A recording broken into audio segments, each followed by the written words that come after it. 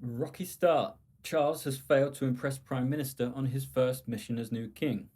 King Charles III is allegedly disappointed after PM Liz Truss reportedly prevented the monarch from attending the critical COP27 climate conference.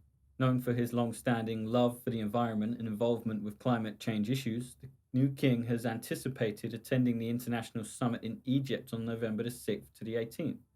Last year at Glasgow, King Charles had attended and made a speech, and this year's COP26 would have been his first trip abroad as the new leader of the royal family. A source close to Charles said he was personally disappointed that he would not be going, with multiple other sources hinting that the decision to step out of the event was advised by Ms Truss. Liz Truss, who has held the foreign affairs portfolio in the UK government since September 2021, has been formally appointed as Prime Minister by Britain's Queen Elizabeth.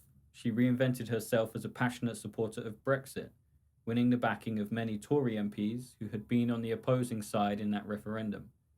Burnishing her credentials as an ideologically motivated free marketeer, that's one way to put it, in tradition of Margaret Thatcher, excellent, and establishing herself as an ultra loyalist to Johnson, fantastic.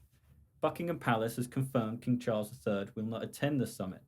A senior royal source told the newspaper, "It is no mystery that the king was invited to go there.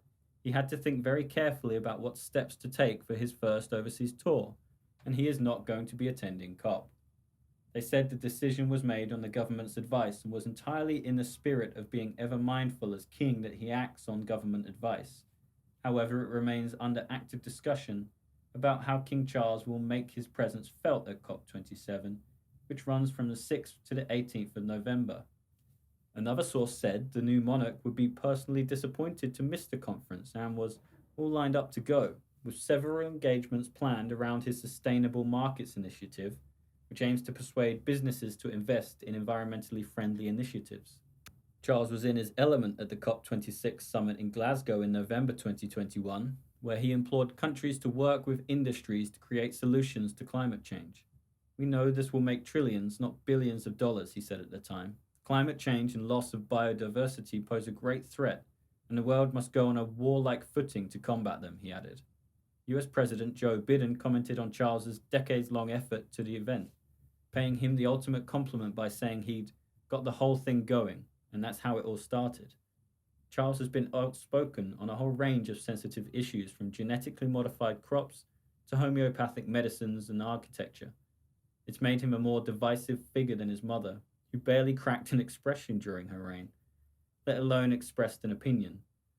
Elizabeth's legendary ability not to offend and alienate was more strategic than many realize, but Charles has always insisted he intends to follow her lead and stop meddling when he takes the throne.